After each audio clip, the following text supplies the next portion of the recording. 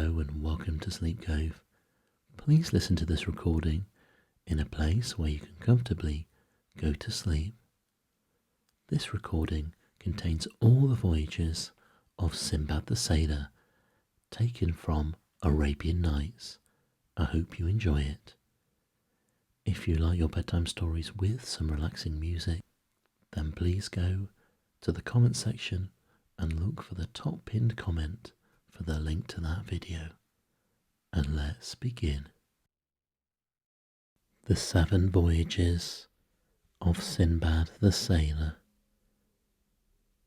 In the times of the Caliph Harun al-Rashid, there lived in Baghdad a poor porter named Sindbad, who on a very hot day was sent to carry a heavy load from one end of the city to the other. Before he had accomplished half the distance, he was so tired that, finding himself in a quiet street where the pavement was sprinkled with rose water and a cool breeze was blowing, he set his burden upon the ground and sat down to rest in the shade of a grand house. Very soon he decided that he could not have chosen a pleasanter place. A delicious perfume of aloes, wood and pastils came from the open window and mingled with the scent of the rose water which steamed up from the hot pavement. Within the palace he heard some music, as of many instruments cunningly played, and the melodious warble of nightingales and other birds, and by this and the appetizing smell of many dainty dishes, of which he presently became aware, he judged that feasting and merrymaking were going on. He wondered who lived in this magnificent house, which he had never seen before, the street in which it stood being one of which he seldom had occasion to pass. To satisfy his curiosity, he went up to some splendidly dressed servants who stood at the door and asked one of them the name of the master of the mansion. "What," replied he, "do you live in Baghdad and do not know that here lives the noble Sinbad the Sailor, the famous traveller who sailed over every sea upon which the sun shines?" The porter, who had often heard speak of the immense wealth of Sinbad, could not help feeling envious of one whose lot seemed to be as happy as his own was miserable. Casting his eyes up to the sky, he exclaimed aloud, "Consider, mighty Creator of all things, the differences between Sinbad's life and mine. Every day I suffer 1,000 hardships and misfortunes, and have hard work to get even enough bad barley bread to keep myself and my family alive, while the lucky Sinbad spends money right and left and lives upon the fat of the land. What has he done that you should give him this pleasant life? What have I done to deserve so hard a fate?" So saying, he stamped upon the ground like one beside himself with misery and despair. Just at this moment a servant came out of the palace, and taking him by the arm said, "Come with me, the noble Sinbad, my master, wishes to speak to you." Sindbad was not a little surprised at this summons, and feared that his unguarded words might have drawn upon him the displeasure of Sinbad. So he tried to excuse himself upon the pretext that he could not leave the burden which had been entrusted to him on the street. However, the lackey promised him that it should be taken care of, and urged him to obey the call so pressingly that at last the porter was obliged to yield. He followed the servant into a vast room where a great company was seated round a table covered with all sorts of delicacies. In the place of honour sat a tall, grave man whose long white beard gave him a venerable air. Beside his chair stood a crowd of attendants, eager to minister to his wants. This was the famous Sinbad himself. The porter, more than ever alarmed at the sight of so much magnificence, tremblingly saluted the noble company. Sinbad, making a sign to him to approach, caused him to be seated at his right hand, and himself heaped choice morsels upon his plate, and poured out for him a draught of excellent wine. And presently, when the banquet drew to a close, Sinbad spoke to him familiarly, asking his name and occupation. "My lord," replied the porter, "I'm Hindbad." "I am glad to see you here," continued Sinbad, "and I will answer for the rest of the company that they are equally pleased. But I wish you to tell me, what is that you said just now on the street?" The Sinbad, passing by the open window before the feast began, had heard his complaint, and therefore had sent for him. At this question, Hindbad was covered with confusion, and hanging down his head replied, "My lord, I confess that, overcome by weariness and ill humour, I uttered indiscreet words, which I pray you to pardon me." "Oh," replied Sinbad, "do not imagine that I am so unjust as to blame you. On the contrary, I understand your situation and can pity you. Only you appear to be mistaken about me, and I wish to set you right.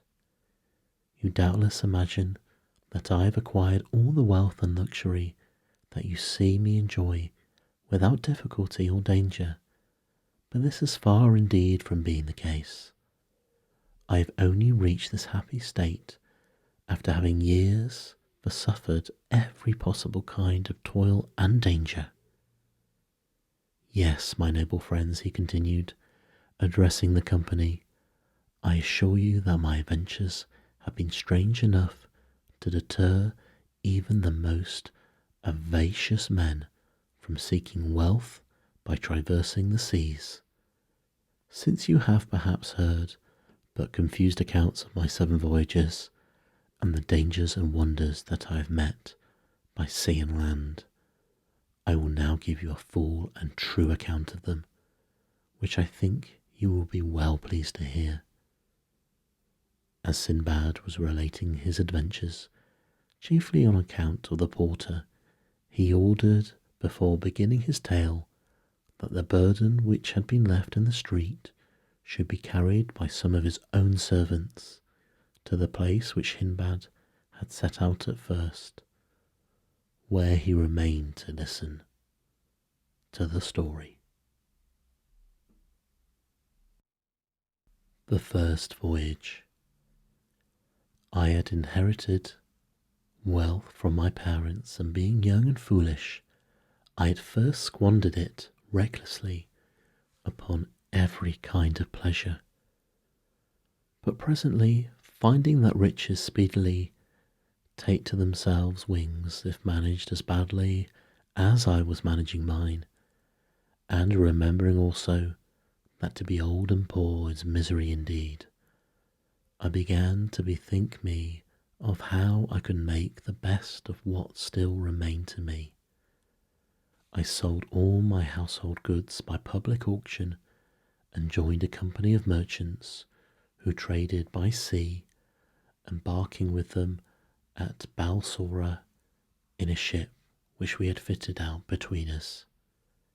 We set sail and took our course towards the East Indies by the Persian Gulf, having the coast of Persia upon our left hand, and upon our right the shores of Arabia Felix.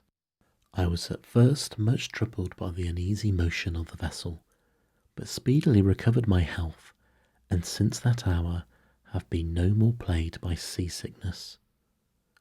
From time to time we landed at various islands, where we sold or exchanged our merchandise, and one day, when the wind dropped suddenly, we found ourselves becalmed close to a small island, like a green meadow, which only rose slightly above the surface of the water. Our sails were furled, and the captain gave permission to all who wished to land for a while and amuse themselves.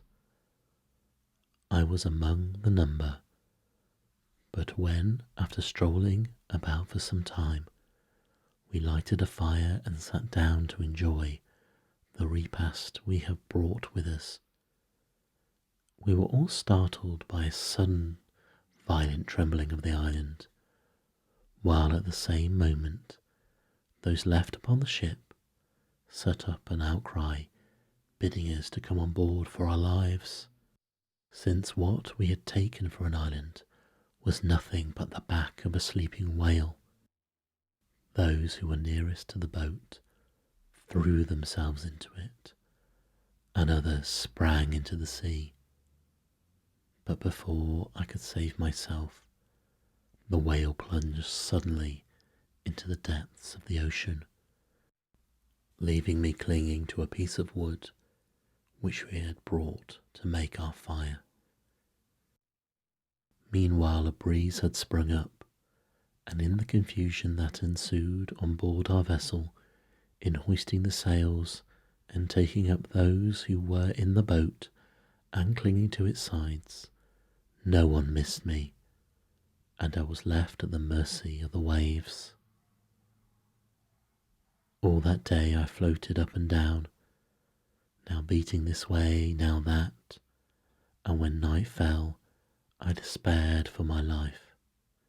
But weary and spent as I was, I clung to my frail support, and great was my joy when the morning light showed me that I had drifted against an island. The cliffs were high and steep, but luckily for me some tree roots protruded in places, and by their aid I climbed up at last and stretched myself upon the turf at the top, where I lay more dead than alive till the sun was high in the heavens. By that time I was very hungry, but after some searching I came upon some eatable herbs and a spring of clear water, and much refreshed I set out to explore the island. Presently I reached a great plain where a grazing horse was tethered, and as I stood looking at it, I heard voices talking apparently underground, and in a moment a man appeared who asked me how I came upon the island. I told him my adventures, and heard in return that he was one of the grooms of Mirage, the king of the island, and that each year they come to feed their master's horses in this plain. He took me to a cave where his companions were assembled, and when I had eaten of the food they set before me, they bade me think myself fortunate to have come upon them when I did, since they were going back to their master on the morrow, and without our aid I could certainly never have found my way to the inhabited part of the island. Early the next morning we accordingly set out, and when we reached the capital I was graciously received by the king, to whom I related my adventures, upon which he ordered that I should be well cared for and provided with such things as I needed. Being a merchant, I sought out men of my own profession, and particularly those who came from foreign countries, as I hoped in this way to hear news from Baghdad and find out some means of returning thither, for the capital was situated upon the seashore and visited by vessels from all parts of the world. In the meantime, I heard many curious things and answered many questions concerning my own country, for I talked willingly with all who came to me. Also, to while away the time of waiting, I explored a little island called Cassel, which belonged to King Mirage, and which was supposed to be inhabited by a spirit named Degiel. Indeed, the sailors assured me that often at night the playing of timbrels could be heard upon it. However, I saw nothing strange upon my voyage, saving some fish that were full 200 cubits long, but were fortunately more in dread of us than even we were of them, and fled from us if we did but strike upon a board to frighten them. Other fishes that were only a cubit long, which had heads like owls. One day after my return, as I went down to the quay, I saw a ship which had just cast anchor and was discharging her cargo, while the merchants to whom it belonged were busily directing the removal of it to their warehouses. Drawing nearer, I pleasantly noticed that my own name was marked upon some of the packages, and having carefully examined them, I felt sure that they were indeed those which I had put on board our ship at Balzora. I then recognized the captain of the vessel, but as I was certain that he believed me to be dead, I went up to him and asked who owned the packages that I was looking at. They were aboard my ship, he replied, a merchant of Baghdad named Sindbad. One day, he and several of my other passengers landed upon what we supposed to be an island, but was really an enormous whale floating asleep upon the waves. No sooner did it feel upon its back the heat of the fire which had been kindled than it plunged into the depths of the sea.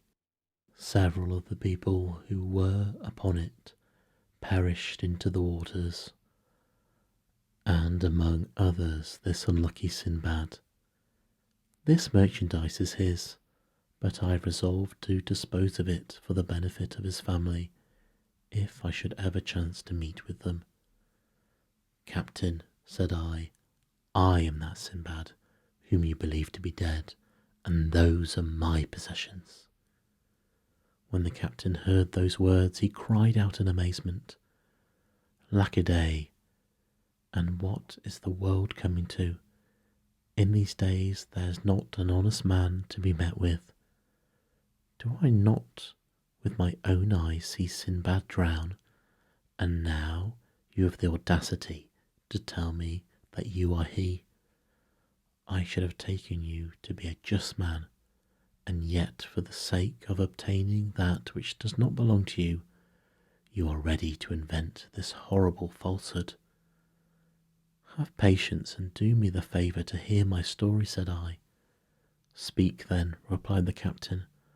I am all attention. So I told him of my escape and my fortunate meeting with the king's grooms, and how kindly I had been received at the palace.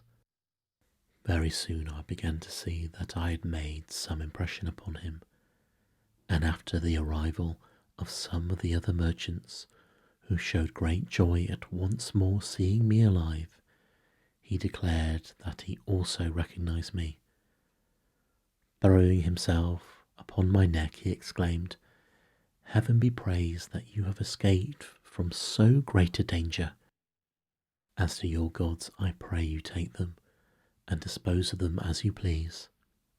I thanked him, and praised his honesty, begging him to accept several bales of merchandise in token of my gratitude, but he would take nothing. Of the choicest of my gods, I prepared a present for the king, who was at first amazed, having known that I had lost my all. However, when I explained to him how my bales had been miraculously restored to me, he graciously accepted my gifts and in return gave me valuable things. I then took leave of him, and exchanging my merchandise for sandal and aloe woods, camphor, nutmegs, cloves, pepper, and ginger, I embarked upon the same vessel and traded so successfully upon our homeward voyage that I arrived in Balsora with about 100,000 sequins. My family received me as with much joy as I felt upon seeing them once more. I bought land and slaves and built a large great house in which I resolved to live happily and in the enjoyment of all pleasures of life, to forget my past sufferings. Here Sinbad paused and commanded the musicians to play again, while the feasting continued until evening. When the time came for the porter to depart, Sinbad gave him a purse containing 100 sequins, saying, "Take this, Sinbad, and go home, but tomorrow come again, and you shall hear more of my adventures." The porter retired quite overcome by so much generosity, and you may imagine that he was also well received at home, where his wife and children thanked their lucky stars that he had found such a benefactor. The next day Hindbad, dressed in his best, returned to the Voyage's house and was received with open arms. As soon as all the guests had arrived, the banquet began as before, and when they had feasted long and merrily, Sinbad addressed them thus: "My friends, I beg that you will give me your attention while I relate the adventures of my second voyage, which you will find even more astonishing than the first." The second voyage. I had resolved, as you know, on my return from the first voyage, to spend the rest of my days quietly in Baghdad. But very slowly I grew tired of such an idle life, and longed once more to find myself upon the sea. I procured, therefore, such goods as were suitable for the places I intended to visit, and embarked for the second time in a good ship, with other merchants whom I knew to be honourable men. We went from island to island, often making excellent bargains, until one day we landed at a spot which, though covered with fruit and trees, and abounding in springs of excellent water, appeared to possess neither houses nor people. While my companions wandered here and there, gathering flowers and fruit, I sat down in a shady place, and having heartily enjoyed the provisions and the wine I had brought with me, I fell asleep, lulled by the murmur of a clear brook which flowed close by. How long I slept I know not, but when I opened my eyes and started to my feet, I perceived with horror that I was alone and the ship was gone. I rushed to and fro like one distracted, uttering cries of despair, and when from the shore I saw the vessel under full sail just disappearing upon the horizon, I wished bitterly enough that I had been content to stay at home in safety. But since wishes could do me no good, I presently took courage and looked about me for a means of escape. When I climbed a tall tree, I first of all directed my anxious glances towards the sea, but finding nothing hopeful there, I turned landward, and my curiosity was excited by a huge, dazzling white object, so far off that I could not make out what it might be. Descending from the tree, I hastily collected what remained of my provisions and set off as fast as I could towards it. As I drew near it, it seemed to me to be a white ball of immense size and height, and when I could touch it, I found it marvellously smooth and soft, as it was impossible to climb, for it presented no foothold. I walked around it, seeking some opening, but there was none. I counted, however, that it was at least 50 paces round. By this time the sun was near setting, but quite suddenly it fell dark. Something like a huge black cloud came swiftly over me, and I saw with amazement that it was a bird of extraordinary size, which was hovering near. Then I remembered that I had often heard the sailors speak of a wonderful bird called a roc, and it occurred to me that the white object which had so puzzled me must be its egg.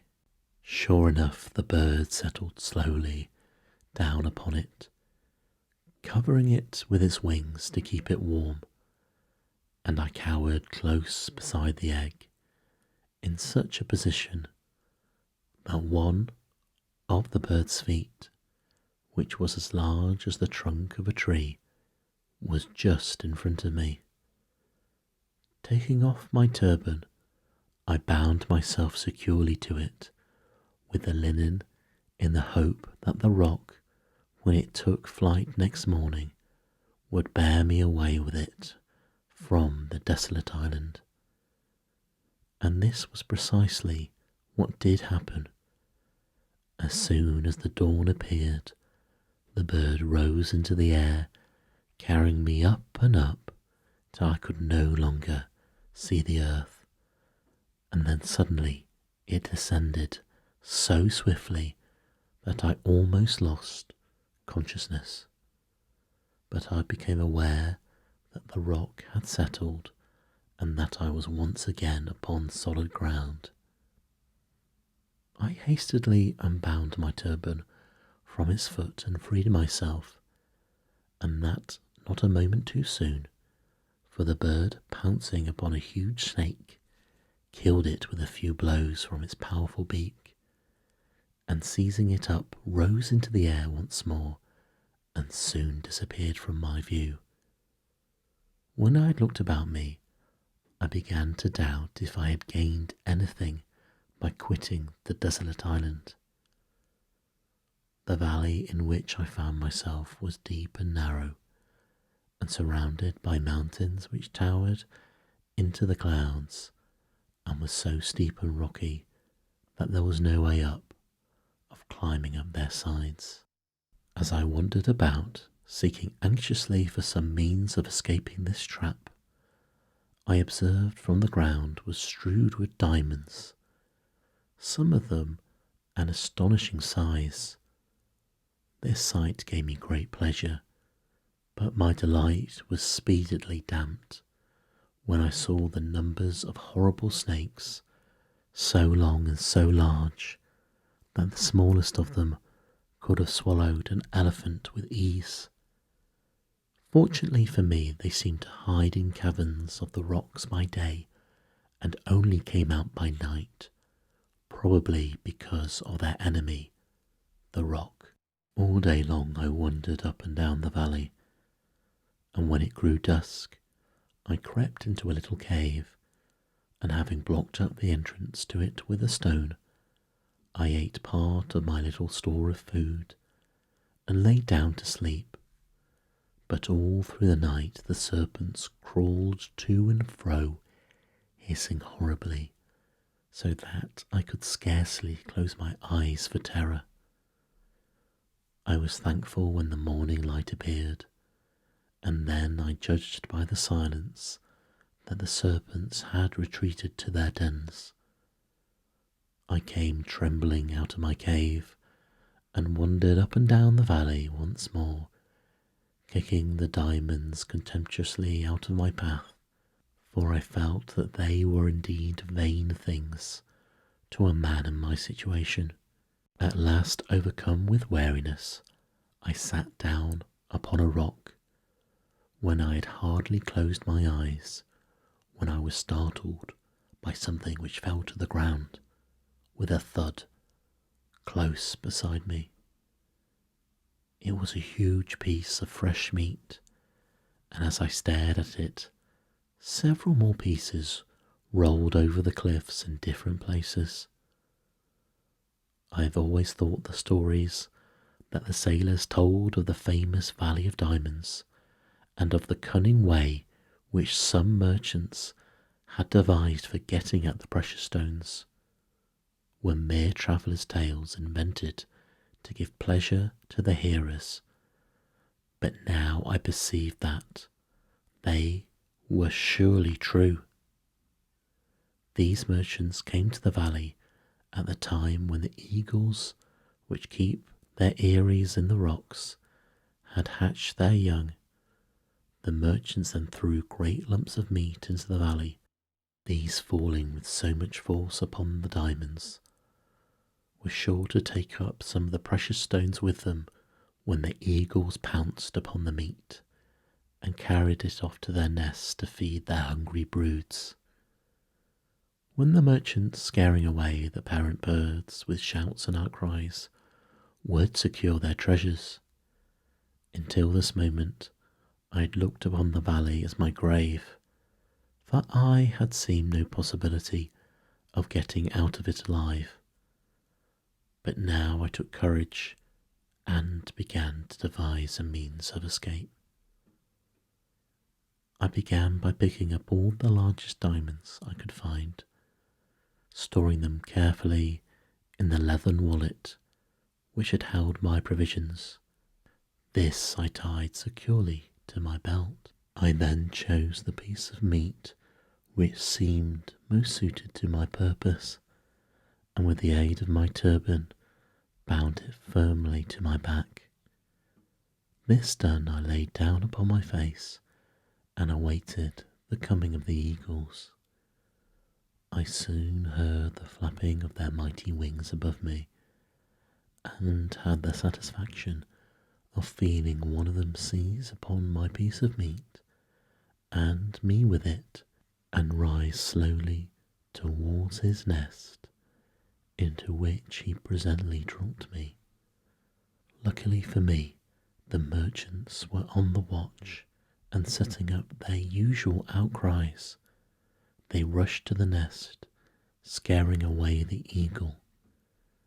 Their amazement was great when they discovered me, and also their disappointment, and with one accord they fell to abusing me for having robbed them of their usual profit. Addressing myself to one who seemed most aggrieved, I said, "I'm sure if you knew all that I have suffered, you would show more kindness towards me, and as for diamonds, I have enough here for the very best for you and me and all your company." So saying, I showed them to him. The others all crowded round me, wondering at my adventures and admiring the device by which I escaped from the valley. And when they had led me to their camp and examined my diamonds, they assured me that in all the years they had carried on their trade, They had seen no stones to be compared with them for size and beauty. I found that each merchant chose a particular nest and took his chance of what he might find in it. So I begged the one who owned the nest to which I had been carried to take as much as he would of my treasure, but he contented himself with one stone, and that by no means the largest, assuring me that with such a gem his fortune was made, and he need toil so more. I stayed with the merchants several days, and then, as they were journeying homewards, I gladly accompanied them. Our way lay across high mountains, infested with frightful serpents, but we had the good luck to escape them and come at last to the seashore. Thence we sailed to the island of Rohat, where the camphor trees grow to such a size that 100 men could shelter under one of them with ease. The sap flows from an incision made high up in the tree into a vessel hung there to receive it, and soon hardens into the substance known as camphor, but the tree itself withers up and dies when it has been so treated. In the same island we saw the rhinoceros, an animal who was smaller than the elephant and larger than the buffalo. It has one horn about a cubit long, which is solid, but has a furrow from the base to the tip. Upon it is traced in white lines the figure of a man. The rhinoceros fights with the elephant, and transfixing him with his horn, carries him off upon his head, but becomes blinded with the blood of the enemy. He falls helpless to the ground, and then comes the roc, and clutches them both in his talons, and takes them to feed his young. This doubtless astonishes you, but if you do not believe my tale, go to Rohat and see for yourself. For fear of wearying you, I pass over in silence many other wonderful things which we saw on this island. Before we left, I exchanged one of my diamonds for much goodly merchandise, by which I profited greatly on our homeward way. At last we reached Balsora, whence I hastened to Baghdad, where my first action was to bestow large sums of money upon the poor, after which I settled down to enjoy tranquilly the riches I had gained with so much toil and pain. Having thus related the adventures of this second voyage, Sinbad again bestowed 100 sequins upon Sindbad, inviting him to come again on the following day and hear how he fared upon his third voyage. The other guests also departed to their homes, but all returned at the same hour next day, including the porter, whose former life of hard work and poverty had already begun to seem like a bad dream. Again, after the feast was over, Sinbad claimed the attention of his guests and began the account of his third voyage. The third voyage. After a very short time, the pleasant, easy life I led made me quite forget the perils of my 2 voyages. Moreover, as I was still in the prime of life, it pleased me better to be up and doing. So once more providing myself with the rarest and choicest merchandise of Baghdad, I conveyed it to Balsora and set sail with other merchants of my acquaintance for distant lands. We had touched at many ports and made much profit, when one day upon the open sea we were caught by a terrible wind, which blew us completely out of our reckoning. and lasting for several days, finally drove us into harbour on a strange island. "I would rather have come to anchor anywhere than here," said our captain. "This island and all adjoining it are inhabited by hairy savages who are certain to attack us, and whatever these dwarfs may do, we dare not resist, since they swarm like locusts, and if one of them is killed, the rest will fall upon us and speedily make an end of us." These words caused great consternation among all the ship's company, and only too soon were we to find out that the captain spoke truly. There appeared a vast multitude of hideous savages, not more than 2 feet high and covered with reddish fur. Throwing themselves into the waves, they surrounded our vessel, chattering meanwhile in a language we could not understand, and clutching at ropes and gangways, they swarmed up the ship's side with such speed and agility they will almost seem to fly. You may imagine the rage and terror that seized us as we watched them, neither daring to hinder them nor able to speak a word to deter them from their purpose, whatever it might be.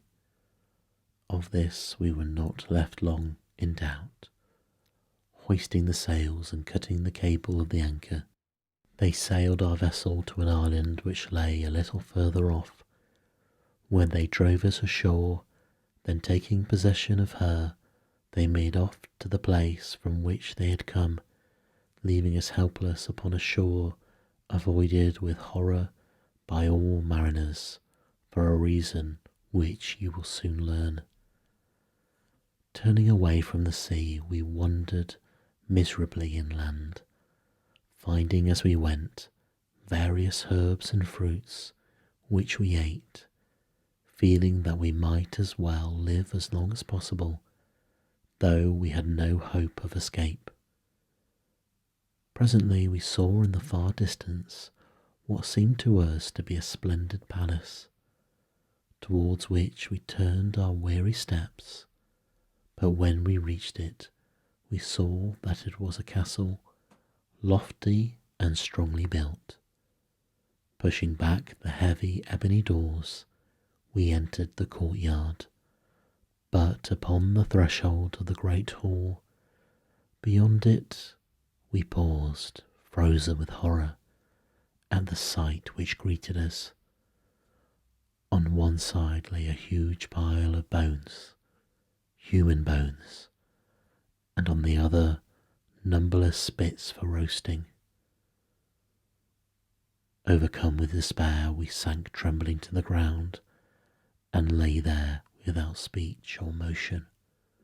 The sun was setting when a loud noise aroused us. The door of the hall was violently burst open, and a horrible giant entered. He was tall as a palm tree, and perfectly black, and had one eye, which flamed like a burning coal in the middle of his forehead. His teeth were long and sharp, and grinned horribly, while his lower lip hung down upon his chest, and he had ears like elephant's ears, which covered his shoulders, and nails like the claws of some fierce bird. At this terrible sight our senses left us, and we lay like dead men. When at last we came to ourselves, the giant sat examining us attentively with his fearful eye.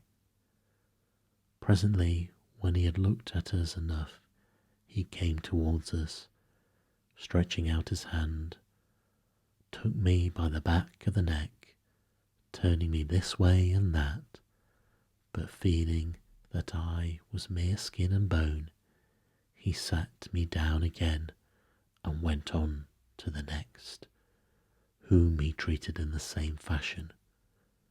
At last he came to the captain, and finding him the fattest of all, he took him up in one hand and stuck him upon a spit, and proceeded to kindle a huge fire, at which he presently roasted him.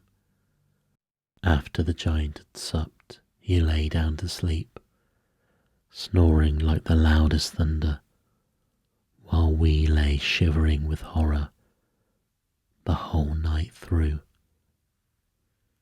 And when day broke, he awoke and went out, leaving us in the castle. When we believed him to be really gone, we started up, bemoaning our horrible fate, until the hall echoed with our despairing cries.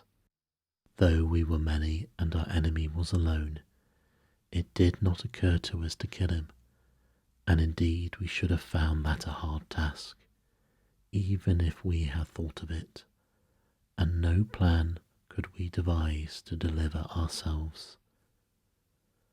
So at last, submitting to our sad fate, we spent the day in wandering up and down the island, eating such fruits as we could find, and when night came we returned to the castle, having sought in vain for any other place of shelter.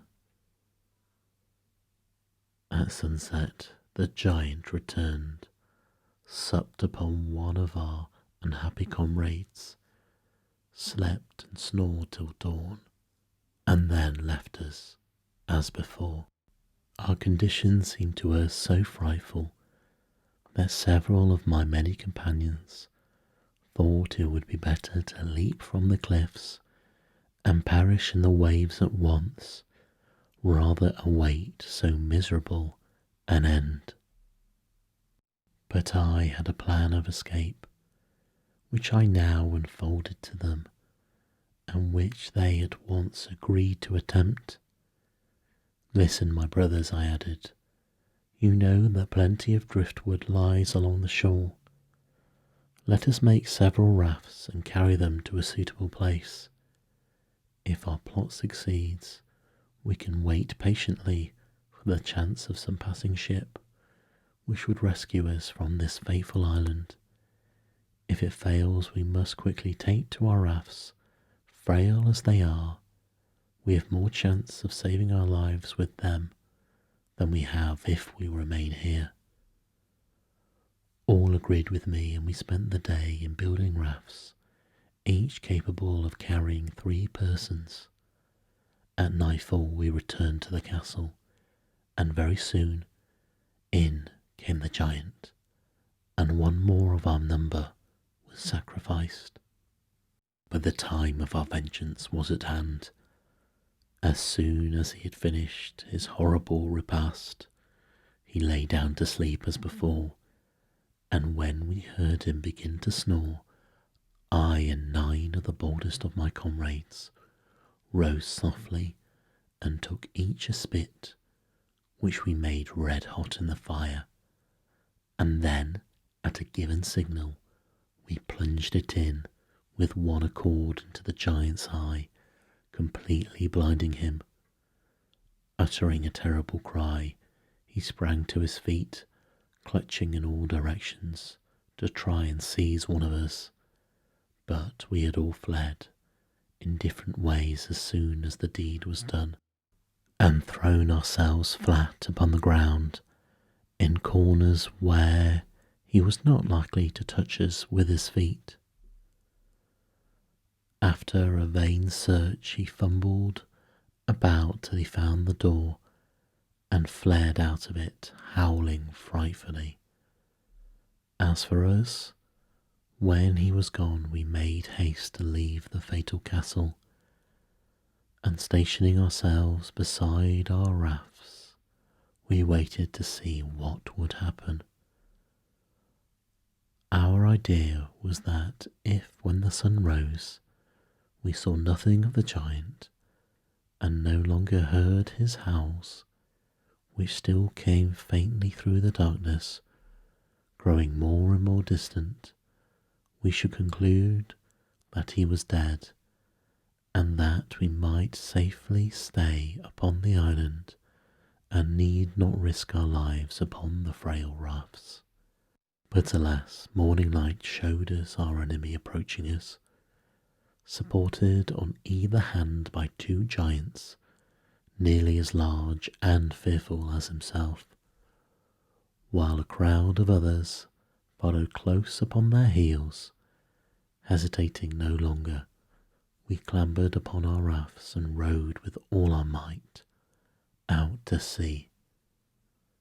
The giants, seeing their prey escaping them, seized up huge pieces of rock and waded into the water, hurling them afterwards with such good aim that all the rafts except the one I was upon were swamped, and their luckless crews drowned, without our being able to do anything to help them. Indeed, I and my two companions had all we could do to keep our own raft beyond the reach of the giants, but by dint of hard rowing we at last gained the open sea. Here we were at the mercy of the winds and waves, which tossed us to and fro all that day and night. But the next morning we found ourselves near an island, upon which we gladly landed. There we found delicious fruits, and having satisfied our hunger, we presently lay down to rest upon the shore. Suddenly we were aroused by a long rustling noise, and starting up, saw that it was caused by an immense snake which was gliding towards us over the sand. So swiftly it came that it had seized one of my comrades before he had time to fly, and in spite of his cries and struggles, speedily crushed the life out of him in its mighty coils and proceeded to swallow him. By this time my other companion and I were running for our lives to some place where we might hope to be safe from this new horror, and seeing a tall tree we climbed into it, having first provided ourselves with a store of fruit off the surrounding bushes. When night came I fell asleep, but only to be awakened once more by the terrible snake, which after hissing horribly round the tree at last, reared itself up against it, and finding my sleeping comrade, who was perched just below me, it swallowed him also, and crawled away, leaving me half dead with terror. When the sun rose, I crept down from the tree, with hardly a hope of escaping the dreadful fate which had overtaken my comrades. But life is sweet, and I determined to do all I could to save myself. All day long I toiled with frantic haste, and collected quantities of dry brushwood, reeds and thorns, which I bound with bundles of sticks, and making a circle of them under my tree, I piled them firmly one upon another until I had a kind of tent in which I crouched like a mouse in a hole when she sees the cat coming. You may imagine what a fearful night it was, for the snake returned eager to devour me, and glided round and round my frail shelter, seeking an entrance.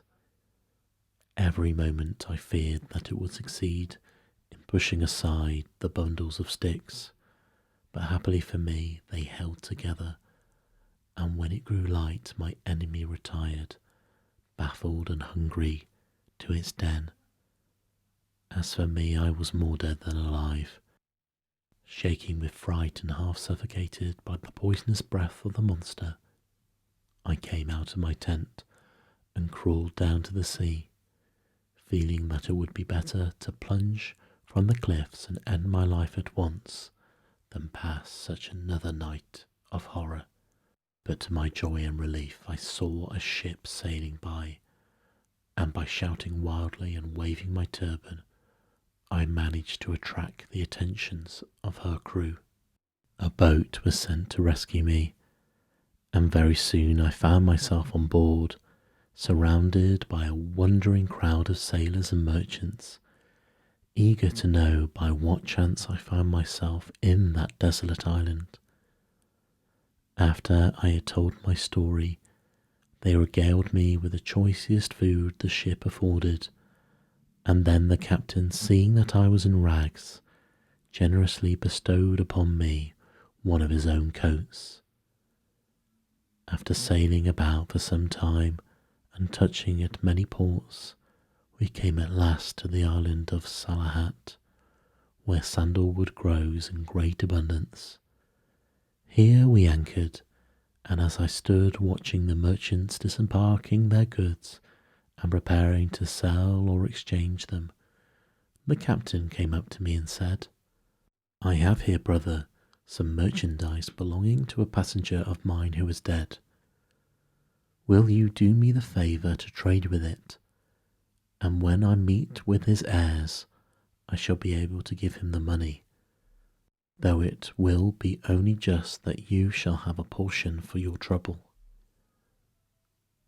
I consented gladly, for I did not like standing by idle. Whereupon he pointed the bales out to me, and sent for the person whose duty it was to keep a list of the goods that were upon the ship. When this man came, he asked in what name the merchandise was to be registered. "In the name of Sinbad the sailor," replied the captain.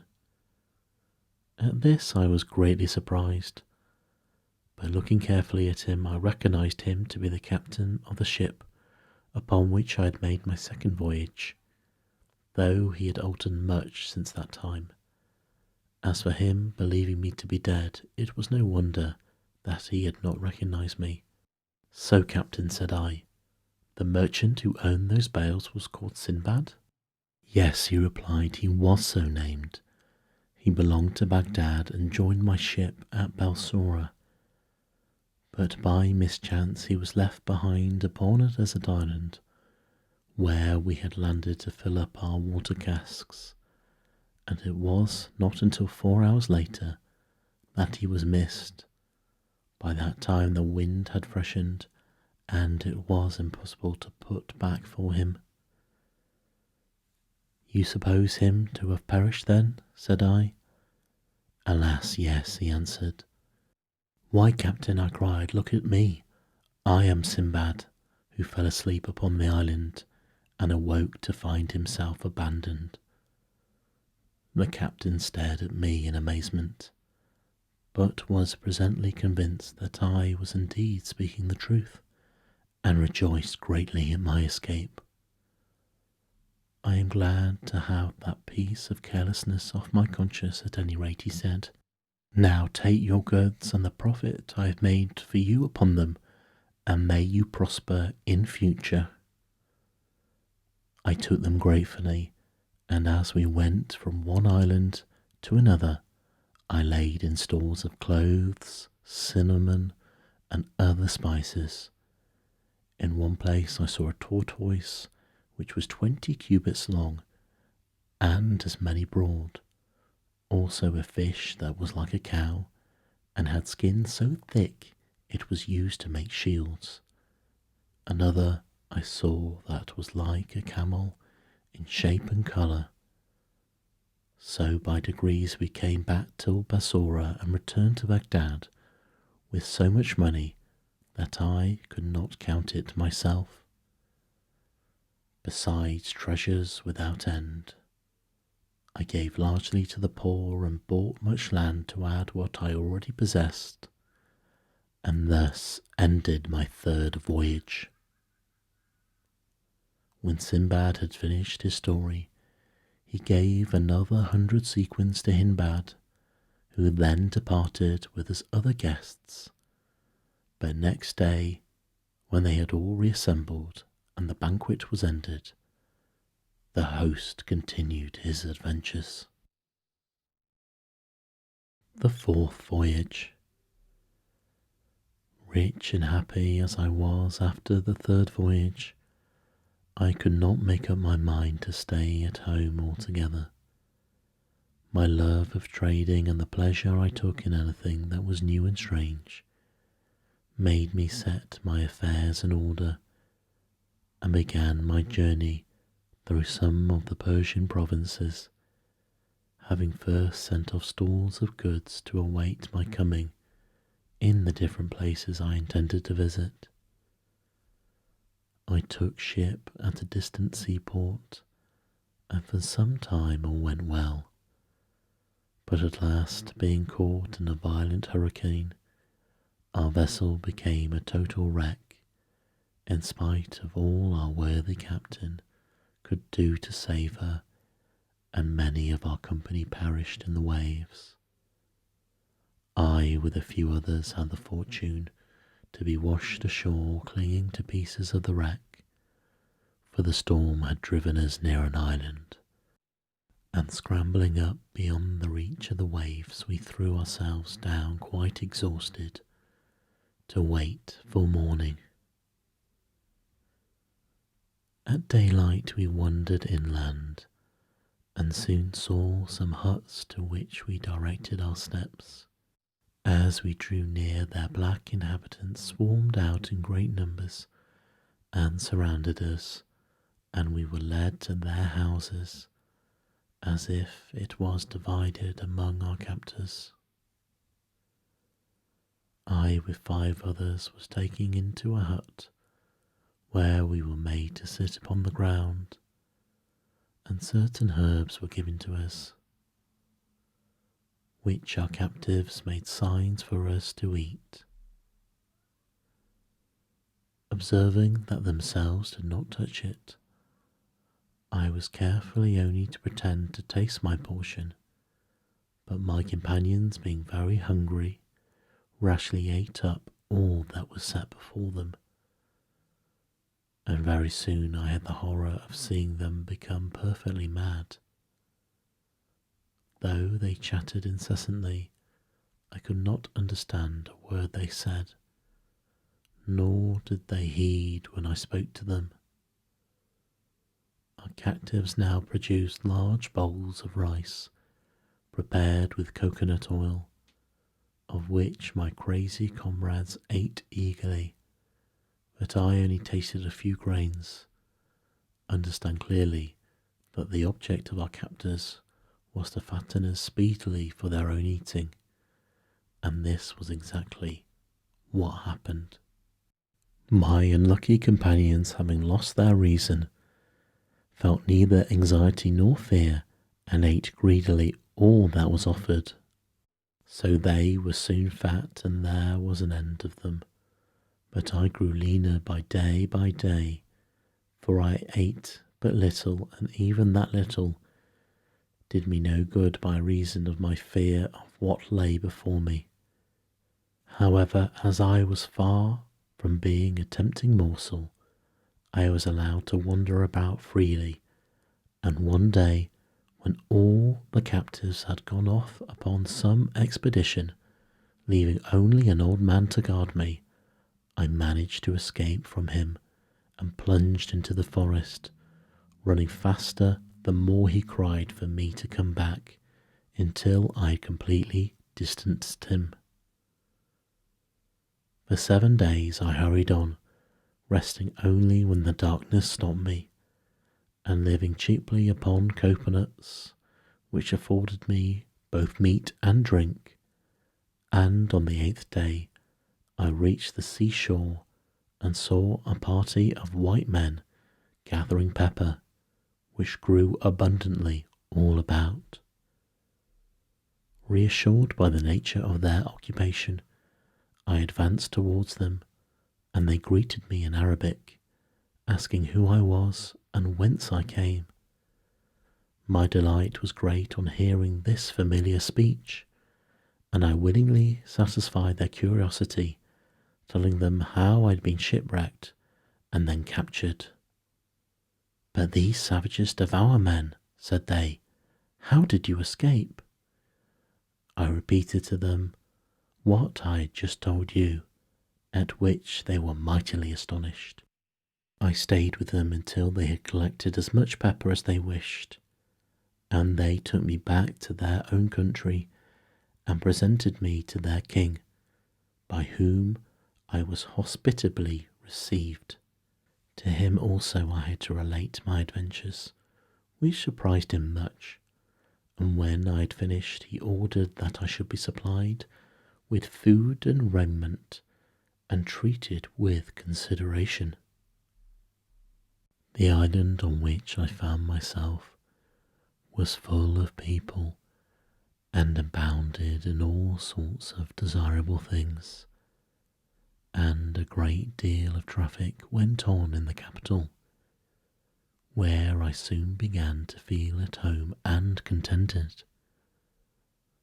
Moreover, the king treated me with special favour, and in consequence of this, everyone, whether at the court or in the town, sought to make my life pleasant to me.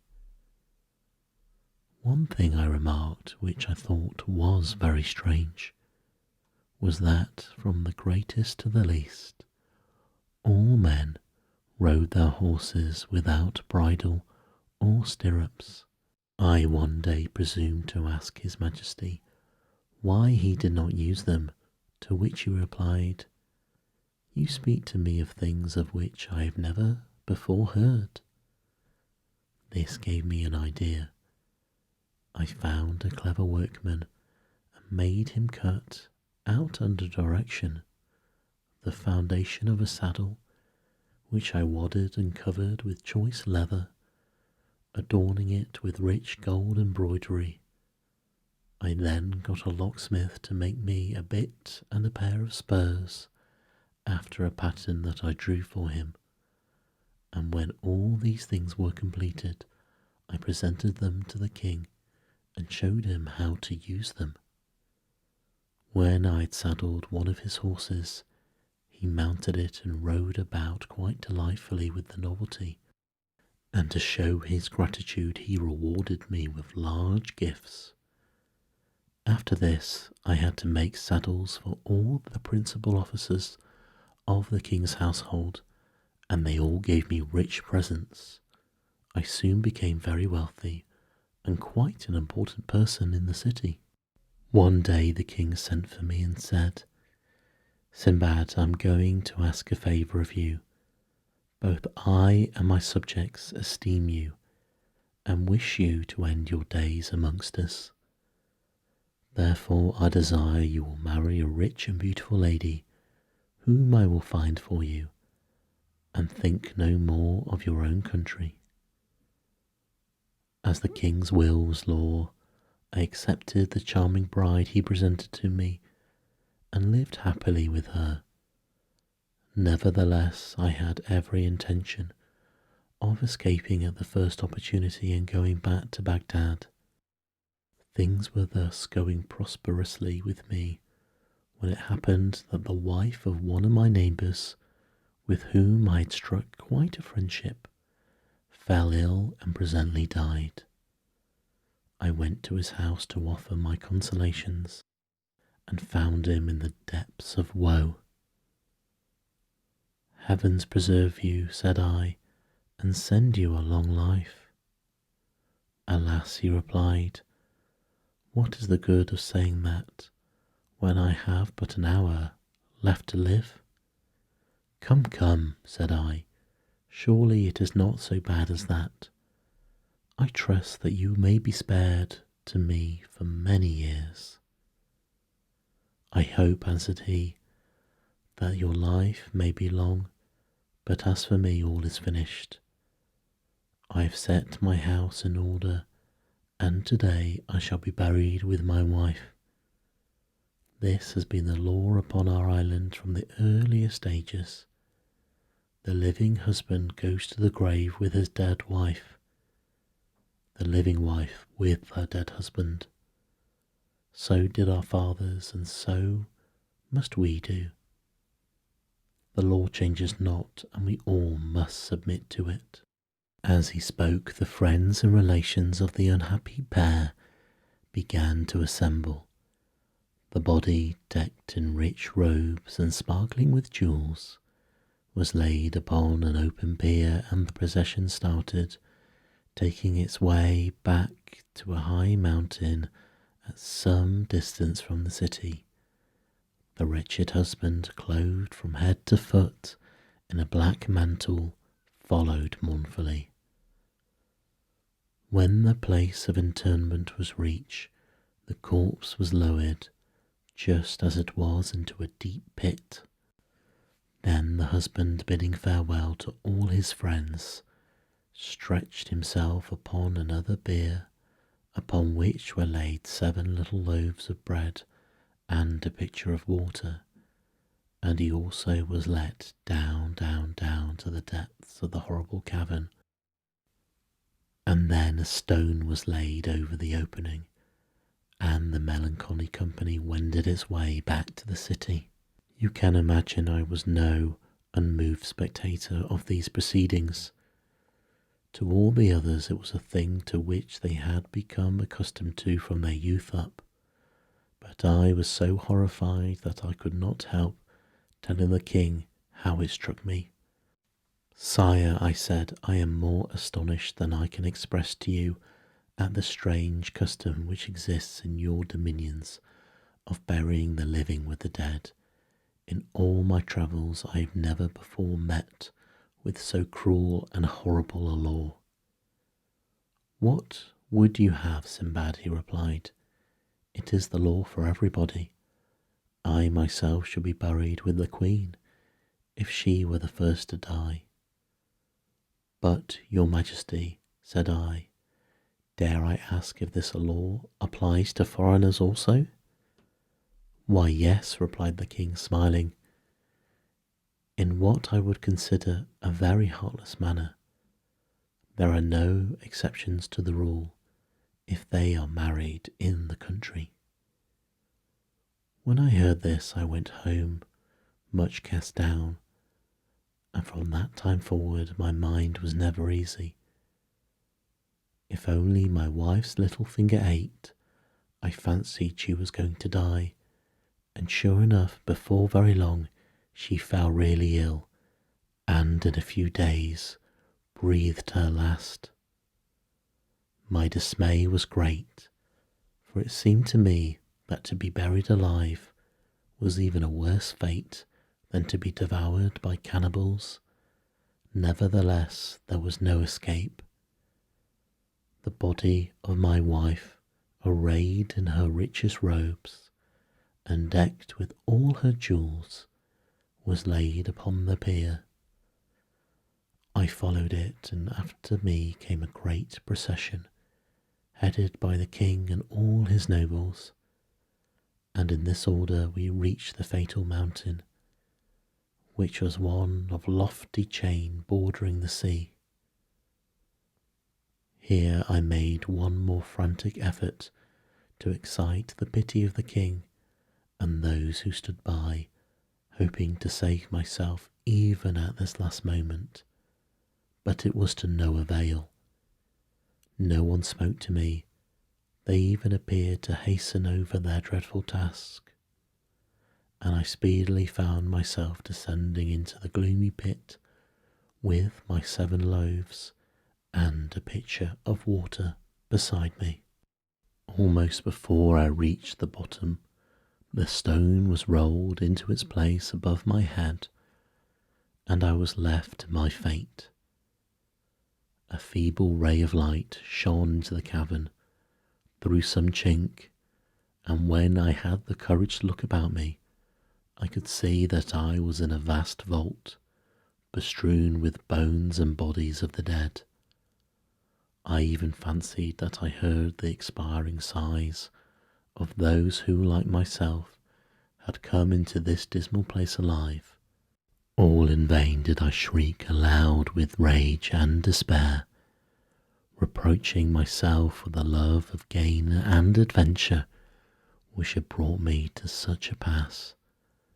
But at length, growing calmer, I took up my bread and water, and wrapping my face in my mantle, I groped my way towards the end of the cavern, where the air was fresher. Here I lived in darkness and misery until my provisions were exhausted. But just as I was nearly dead from starvation, the rock was rolled away ahead, and I saw that a rope was being lowered into the cavern, and that the corpse upon it was a man. In a moment my mind was made up. The woman who followed had nothing to expect but a lingering death. I should be doing her a service if I shortened her misery. Therefore, when she descended, already insensible from terror, I was ready, armed with a huge bone, one blow from which left her dead, and I secured the bread and water which gave me a hope of life. Several times did I have recourse to this desperate expedient, and I knew not how long I had been a prisoner when one day I fancied that I heard something near me which breathed loudly. Turning to the place from which the sound came, I dimly saw a shadowy form which fled at my movement. Squeezing itself through a cranny in the wall, I pursued it as fast as I could, and found myself in a narrow crack among the rocks, along which I was just able to force my way. I followed it for what seemed to me many miles, and at last saw before me a glimmer of light which grew clearer every moment, until I emerged upon the seashore with a joy which I cannot describe. When I was sure that I was not dreaming, I realized that it was doubtless some little animal which had found its way into the cavern from the sea, and when disturbed had fled, showing me a means of escape which I could never have discovered for myself. I hastily surveyed my surroundings and saw that I was safe from all pursuit from the town. The mountains sloped sheer down to the sea, and there was no road across them. Being assured of this, I returned to the cavern and amassed a rich treasure of diamonds, rubies, emeralds, and jewels of all kinds, which strewed the ground. These I made up into bales and stored them into a safe place upon the beach, and then waited hopefully for the passing of a ship. I had looked out for 2 days, however, before a single sail appeared. It was with much delight that I at last saw a vessel not very far from the shore, and by waving my arms and uttering loud cries, succeeded in attracting the attention of her crew. A boat was sent off to me, and in answer to the questions of the sailors as to how I came to be in such a plight, I replied that I had been shipwrecked 2 days before, but had managed to scramble ashore with the bales, which I pointed out to them. Luckily for me, they believed my story, and without even looking at the place where they found me, took up my bundles and rowed me back to the ship. Once on board, I soon saw that the captain was too much occupied with the difficulties of navigation to pay much heed to me, though he generously made me welcome, and would not even accept the jewels which I offered to pay my passage. Our voyage was prosperous, and after visiting many lands, and collecting in each place great store of goodly merchandise, I found myself at last in Baghdad, once more with unheard of riches of every description. Again I gave large sums of money to the poor, and enriched all the mosques in the city, after which I gave myself up to my friends and relations, with whom I passed my time in feasting and merriment. Here Sinbad paused, and all his hearers declared that the adventure of his fourth voyage had pleased them better than anything they had heard before. Then they took their leave, and followed by Hindbad, who had once more received 100 sequins, and with the rest had been bidden to return next day for the story of the fifth voyage. When the time came, all were in their places, and when they had eaten and drunk all that was set before them, Sinbad began his tale. The fifth voyage. Not even all that I had gone through could make me contented with a quiet life. I soon wearied of its pleasures and longed for change and adventure. I wished to be able to call at whatever port I chose, taking my own time, but as I did not intend carrying enough goods for a full cargo, I invited several merchants of different nations to join me. We set sail with the first favourable wind, and after a long voyage upon the seas we landed on an unknown land, which proved to be uninhabited. We determined, however, to explore it, but we had not gone far when we found a roc's egg, as large as the one I had seen before, and evidently very nearly hatched, for the beak of the young bird had already pierced the shell. In spite of all I could say to deter them, the merchants who were there fell upon it with their hatchets, breaking the shell and killing the young roc. Then lighting a fire upon the ground, they hacked morsels from the bird and proceeded to roast them, while I stood by aghast.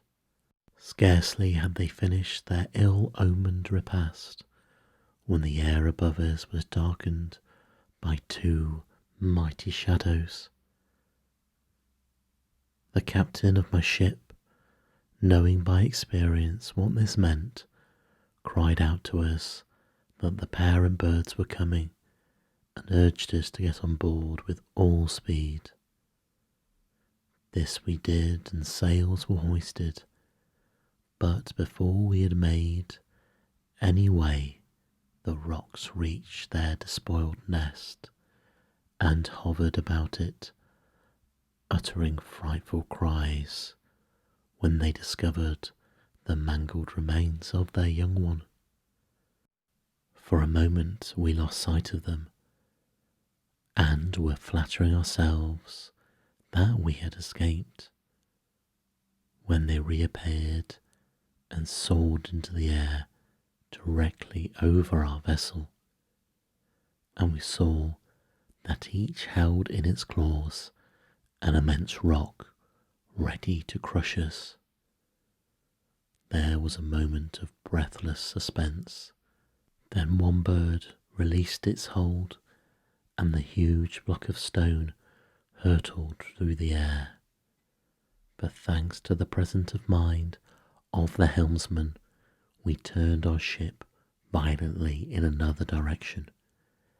It fell into the sea close beside us, cleaving it asunder till we could nearly see the bottom. We hardly had time to draw breath of relief before the other rock fell with a mighty crash right in the midst of our luckless vessel, smashing it into 1,000 fragments and crushing or hurling into the sea passengers and crew.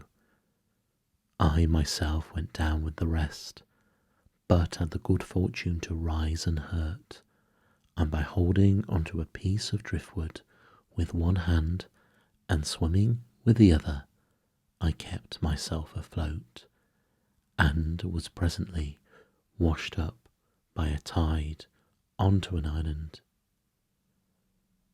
Its shores were steep and rocky, but I scrambled up safely and threw myself down to rest upon the green turf. When I had somewhat recovered, I began to examine the spot in which I found myself, and truly it seemed to me that I had reached a garden of delights. There were trees everywhere, and they were laden with flowers and fruit, while a crystal stream wandered in and out under their shadow. When night came, I slept sweetly in a cosy nook, though the remembrance that I was alone in a strange land made me sometimes start up and look around in alarm, and then I wished heartily that I had stayed home at ease.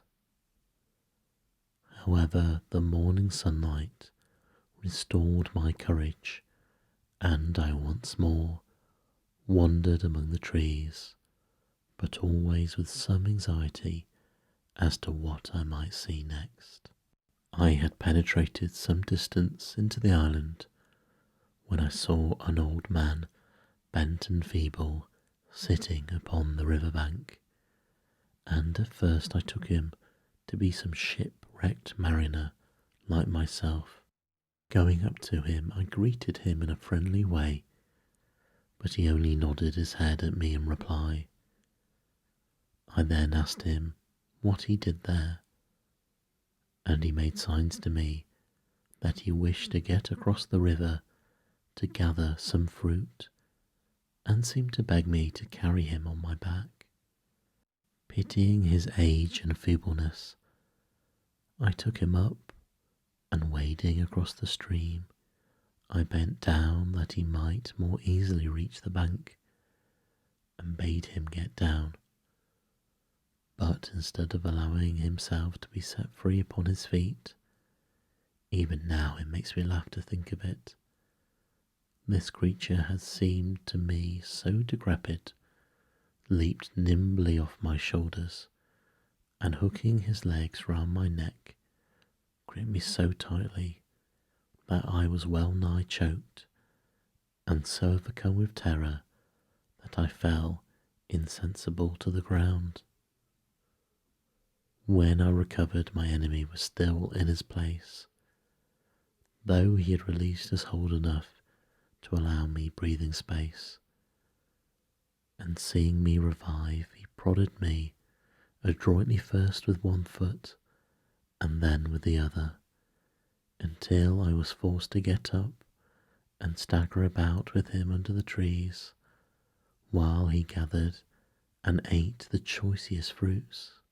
This went on all day, and even at night, when I threw myself down half dead with weariness, the terrible old man held on tight to my neck, nor did he fail to greet the first glimmer of morning light by drumming upon me with his heels, until I perforce awoke and resumed my dreamy march with rage and bitterness in my heart. It happened one day that I passed a tree under which lay several dry gourds, and catching one up, I amused myself with scooping out its contents and pressing into it the juice of several bunches of grapes which hung from every bush. Then it was full. I left it to be propped up in the fork of a tree, and a few days later, carrying the hateful old man that way, I snatched at the gourd as I passed, and had the satisfaction of a draught of excellent wine, so good and refreshing that I even forgot my detestable burden, and began to sing and caper. The old monster was not slow to perceive the effect which my draught had produced, and that I carried him more lightly than usual. So he stretched out his skinny hand, and seizing the gourd first tasted its contents cautiously, then drained them to the very last drop. The wine was strong and the gourd capacious, so he began to sing after a fashion, and soon I had the delight of feeling the iron grip of his goblin legs unclasp, and with one vigorous effort I threw him to the ground, from which he never moved again. I was so rejoiced to have at last got rid of this uncanny old man that I ran leaping and bounding down to the seashore, where, by the greatest good luck, I met with some mariners who had anchored off the island to enjoy the delicious fruits and to renew their water supply. They heard the story of my escape with amazement, saying, "You fell into the hands of the old man of the sea, and it is a mercy that he did not strangle you, as he has everyone else upon his shoulders. He has managed to perch himself. This island is well known as the scene of his evil deeds, and no merchant or sailor who lands upon it cares to stray far away from his comrades." After we had talked for a while, they took me back with them on board their ship, where the captain received me kindly, and we soon set sail, and after several days reached a large, prosperous-looking town where all the houses were built of stone. Here we anchored, and one of the merchants, who had been very friendly to me on the way, took me ashore with him and showed me a lodging set apart for strange merchants. He then provided me with a large sack and pointed out to me a party of others equipped in the same manner. "Go with them," said he, "and do as they do, but beware of losing sight of them, for if you strayed your life would be in danger." With that he supplied me with provisions and bade me farewell, and I set out with my new companions. I soon learnt that the object of our expedition was to fill our sacks with coconuts, but when at length I saw the trees and noticed their immense height and slippery smoothness of their slender trunks, I did not at all understand how we were to do it. The crowns of the coconut palms were alive with monkeys, big and little, which skipped from one to the other with surprising agility.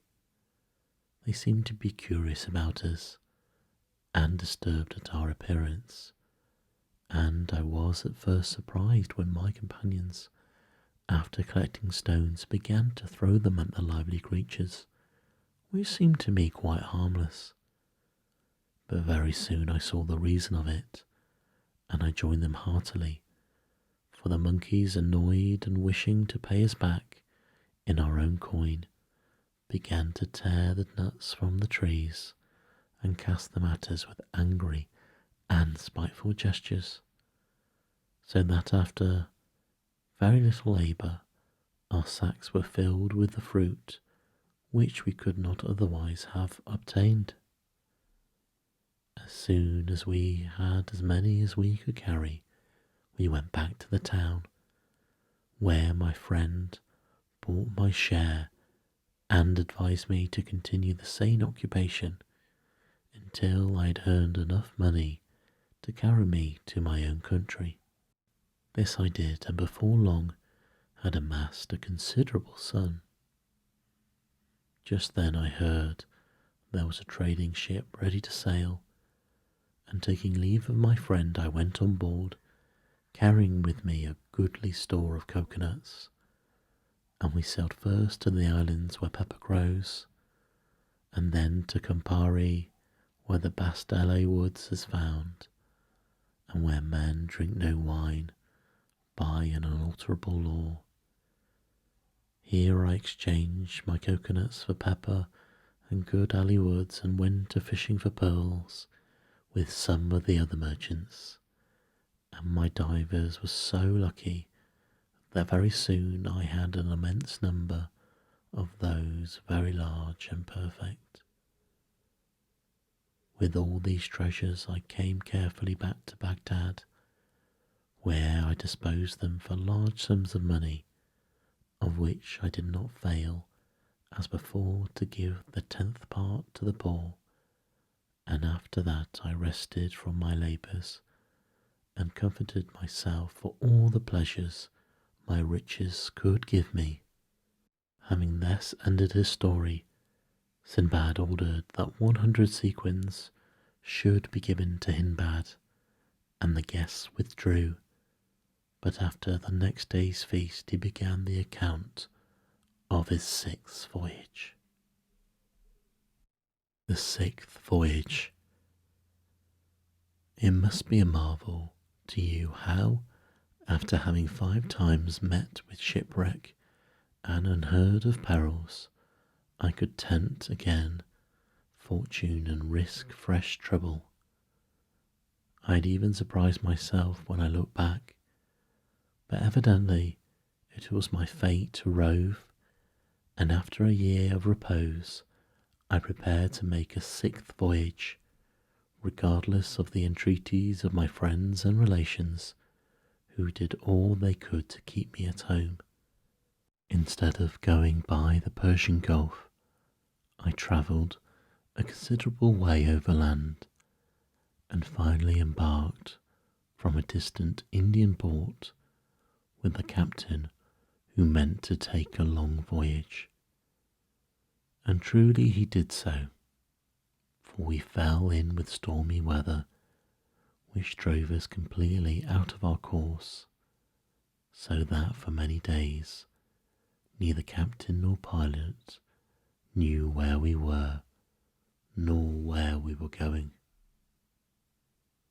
When we did at last discover our position, we had a small ground for rejoicing, for the captain, casting his turban upon the deck and tearing his beard, declared that we were in the most dangerous spot upon the whole wide sea, and he had been caught by a current which was at the minute sweeping us to destruction. It was too true. In spite of what all the sailors could do, we were driven with frightful rapidity towards the foot of a mountain which rose sheer out of the sea, and our vessel was dashed to pieces upon the rocks at its base. Not, however, until we had managed to scramble on shore, carrying with us the most precious of our possessions. When we had done this, the captain said to us, "Now we are here, we may as well begin to dig our graves at once, since from this fatal spot no shipwrecked mariner has ever returned." The speech discouraged us much, and we began to lament over our sad fate. The mountain formed the seaward boundary of a large island, and the narrow strip of rocky shore upon which we stood was strewn with the wreckage of 1,000 gallant ships, while the bones of the luckless mariners shone white in the sunshine, and we shuddered to think how soon our own would be added to the heap. All around, too, lay vast quantities of the costliest merchandise, and treasures were heaped in every cranny of the rocks. But all these things only added to the desolation of the scene. It struck me as a very strange thing that a river of clear fresh water which gushed out from the mountain not far from where we stood, instead of flowing into the sea as rivers generally do, turned off sharply and flowed out of sight under a natural archway of rock. And when I began to examine it more closely, I found that inside the cave walls were thick with diamonds and rubies and masses of crystal, and the floor was strewn with amber grease.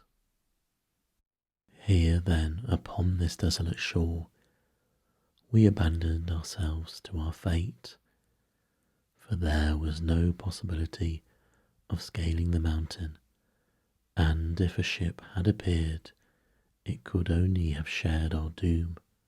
The first thing our captain did was to divide equally amongst us all the food we possessed, and then the length of each man's life depended on the time you could make his portion last. I myself could live upon very little. Nevertheless, by the time I'd buried the last of my companions, my stock of provisions was so small that I hardly thought I should live long enough to dig my own grave, which I set about doing, while I regretted bitterly the roving disposition which was always bringing me into such straits, and thought longingly of all the comfort and luxury that I had had left behind. But luckily for me, the fancy took me to stand once more beside the river, where it plunged out of sight into the depths of the cavern, and as I did so an idea struck. This river, which hid itself underground, doubtless emerged again at some distant spot. Why should I not build a raft and trust myself to its swiftly flowing waters? If I perished before I could reach the light of day once more, I should be no worse off than now, for death stared me in the face, while there was always the possibility of that. As I was born under a lucky star, I might find myself safe and sound in some desirable land. I decided at any rate to risk it, and speedily built myself a stout raft of driftwood with strong cords, of which enough to spare lay strewn upon the beach. I then made up many packages of rubies, emeralds, rock crystal, ambergris, and precious stuffs, and bound them upon my raft, being careful to preserve the balance, and then seated myself upon it, having 2 small oars that I had fashioned laid ready to my hand, and loosened the cord which held it to the bank. Once out in the current, my raft flew swiftly under the gloomy archway, and I found myself in total darkness, carried smoothly forward by the rapid river. On I went, as it seemed to me, for many nights and days. Once the channel became so small that I had a narrow escape of being crushed against the rocky roof, and after that I took the precaution of lying flat upon my precious bales. Though I only ate what was absolutely necessary to keep myself alive, the inevitable moment came. After swallowing my last morsel of food, I began to wonder if I might, after all, die of hunger. Then, worn out with anxiety and fatigue, I fell into a deep sleep, and when I again opened my eyes, I was once more in the light of day. A beautiful country lay before me, and my raft, which was tied to the river bank, was surrounded by friendly-looking black men. I rose and saluted them, and they spoke to me in return, but I could not understand a word of their language.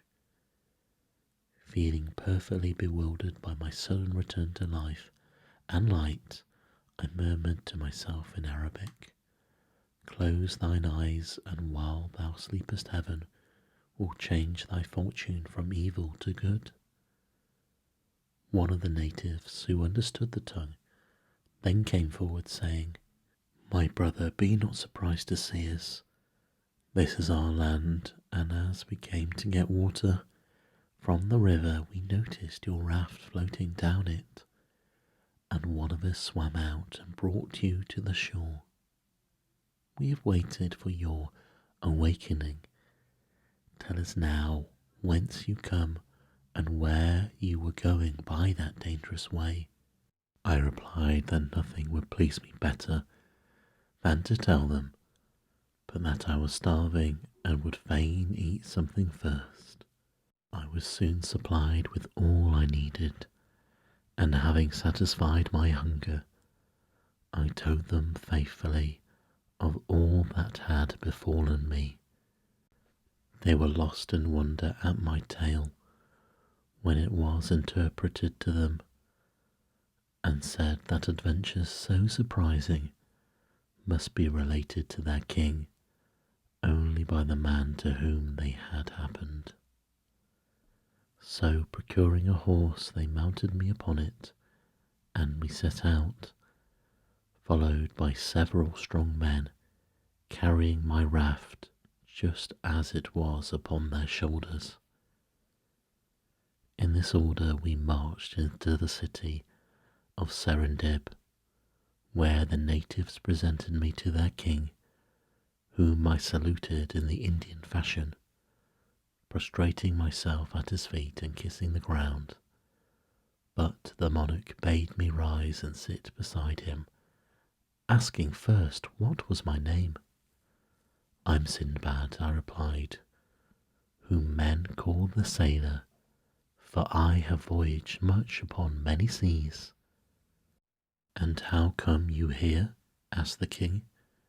I told my story, concealing nothing, and his surprise and delight was so great that he ordered my adventures to be written in letters of gold and laid up in the archives of his kingdom. Presently my raft was brought in, and the bales opened in his presence, and the king declared that in all his treasury there was no such rubies and emeralds as those which lay in great heaps before him. Seeing as he looked at them with interest, I ventured to say that I myself and all that I had were at his disposal, but he answered me smiling, "Nay, Sinbad, heaven forbid that I should covet your riches. I will rather add to them, for I desire that you shall not leave my kingdom without some tokens of my goodwill."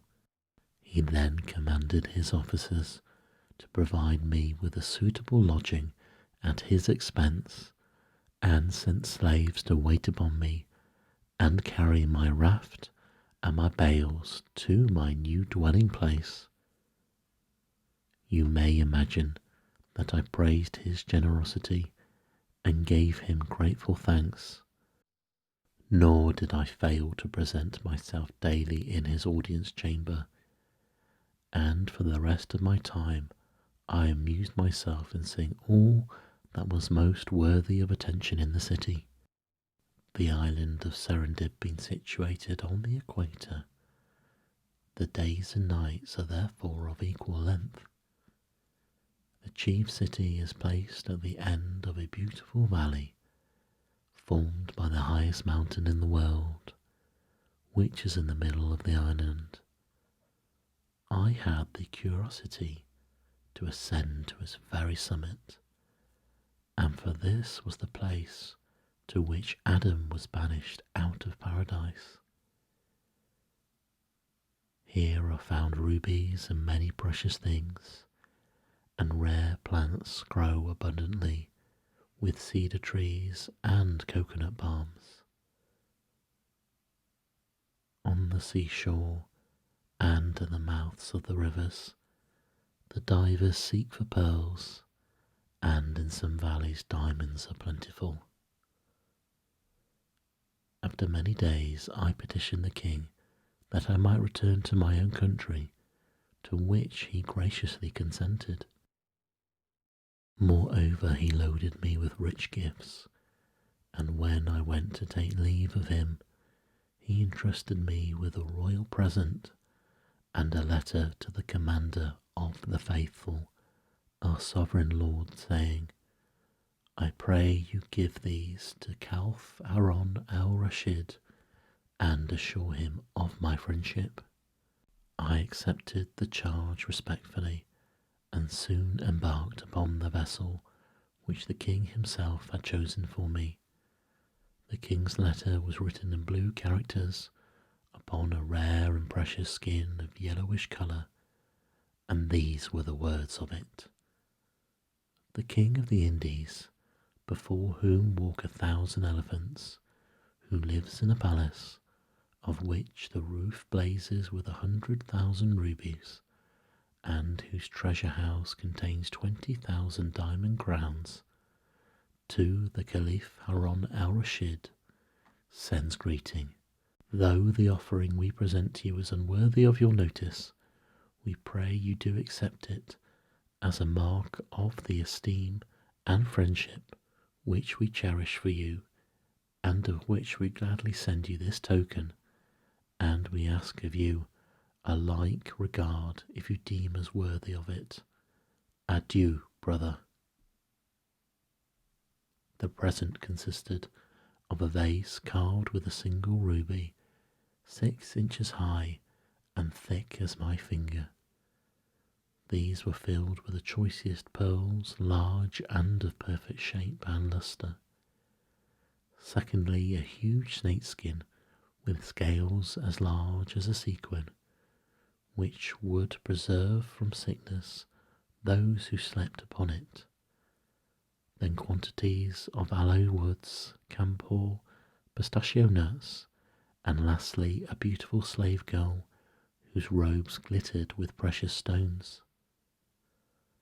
After a long and prosperous voyage, we landed at Balsora, and I made haste to reach Baghdad, and taking the king's letter, I presented myself at the palace gate, followed by the beautiful slave and various members of my own family bearing the treasure.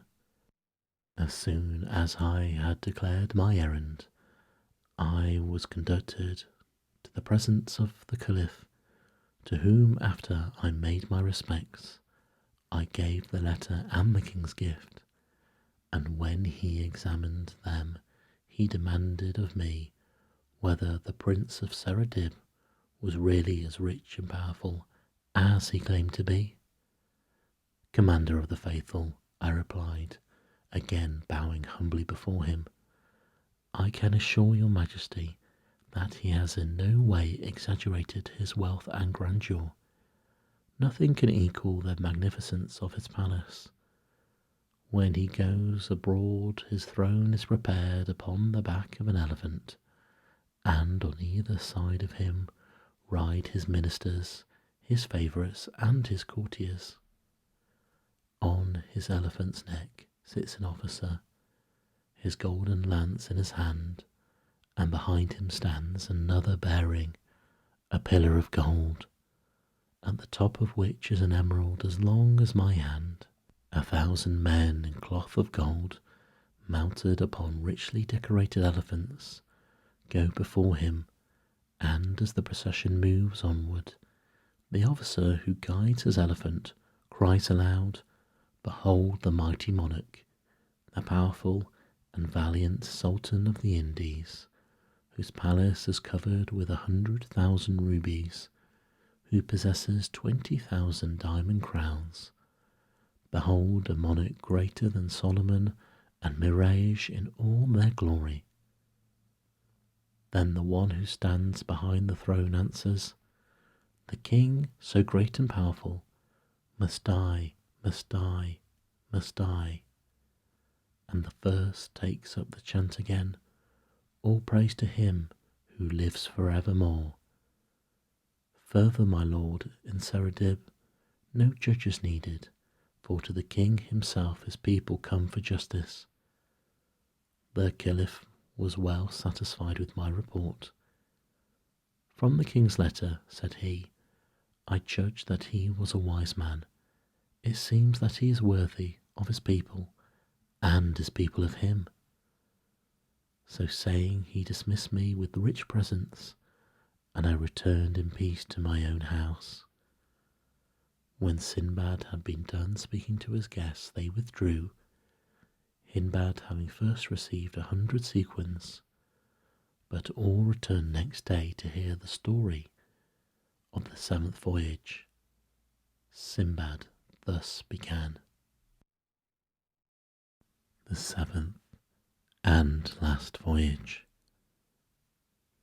After my 6th voyage, I was quite determined that I would go to sea no more.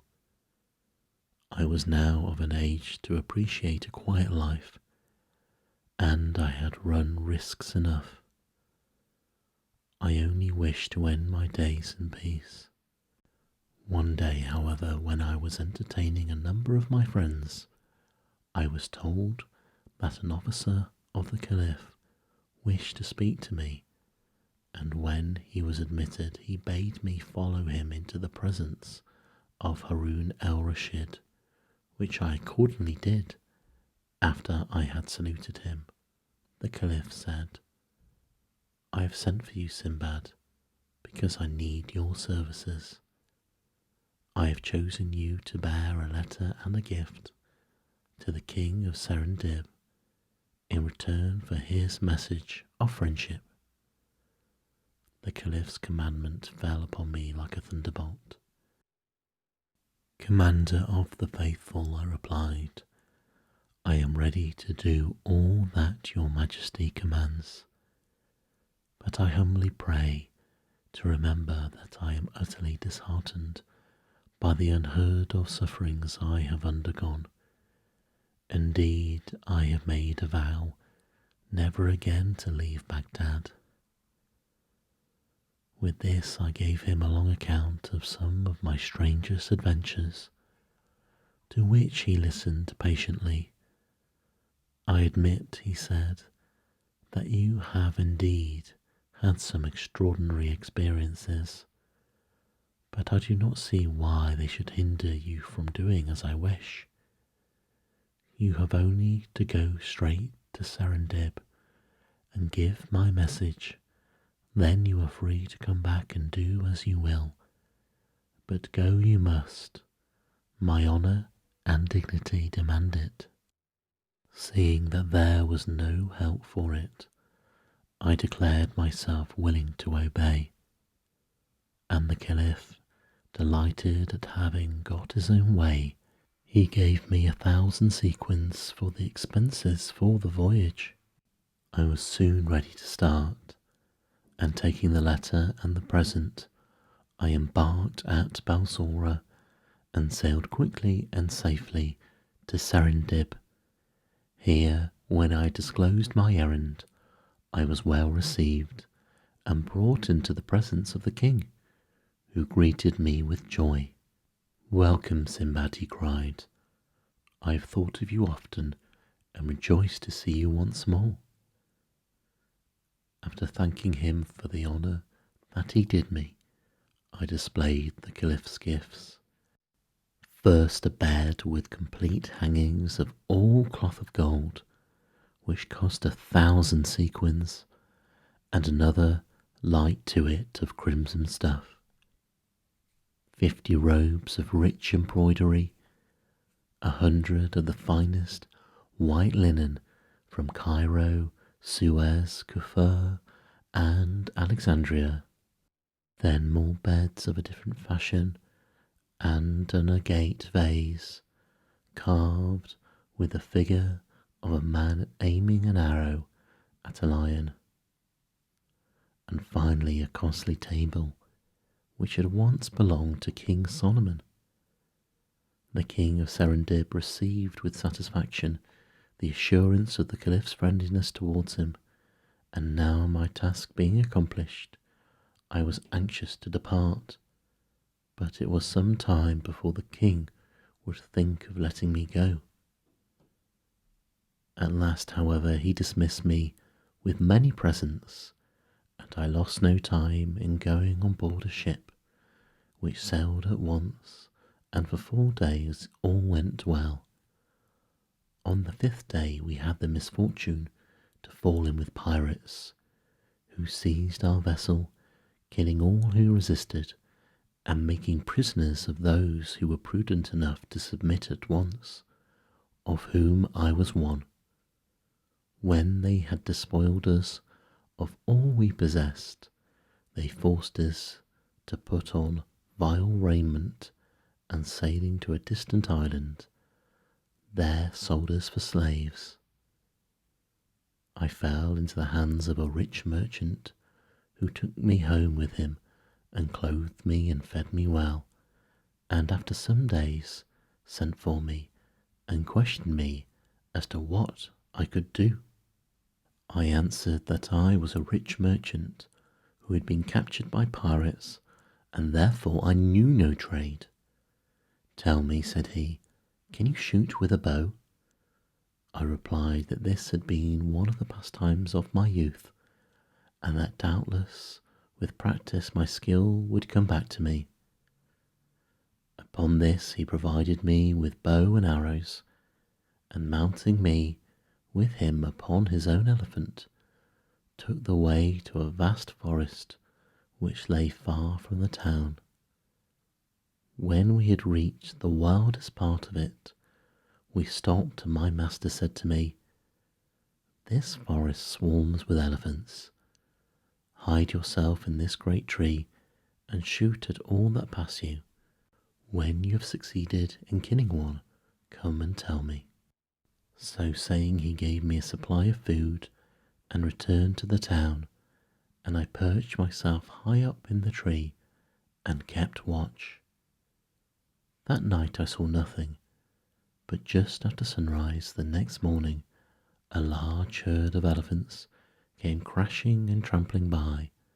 I lost no time in letting fly several arrows, and at last one of the great animals fell to the ground dead, and the others retreated, leaving me free to come down from my hiding place and run back to tell my master of my great success, for which I was praised and regaled with good things.